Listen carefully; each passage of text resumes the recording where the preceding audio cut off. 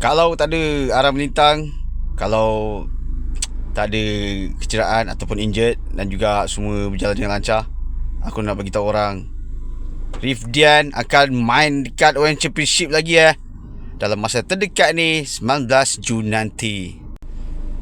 Jadi macam yang orang tahu, sebelum ni phone fight Rifdian, dia menang. Menang 3 round tu memang dominasi betul. Jadi terbaik Rifdian. Cuma lawan tu belum official lagi. Kita tunggu daripada One Championship punya statement. Nanti kalau dah keluar aku bagi tahu orang. Jadi untuk rekod sekarang, si Rifdian ni memang sangat-sangat padu lah. Korang tahu tak apa-apa? Mesti korang tak tahu kan? Biar aku beritahu. 6 kemenangan dan hanya 1 kalah. Jadi ini peluang yang baik untuk Rifdian. Aku rasa untuk rebut peluang lagi besar.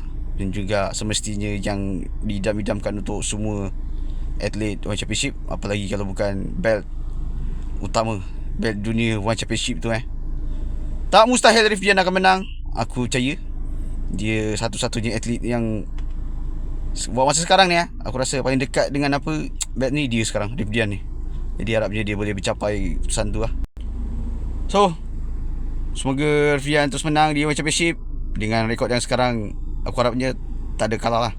Kalau nanti dia fight jadi 19 Jun tu, dia akan menang lagi dan terus menang. Jadi kita dapat lagi peluang untuk merebut belt tu nanti lah. Harap-harap je. Semoga semua doakan Rifdian lah. Tu je aku nak beritahu. So macam biasa, this is Fox Breakdown.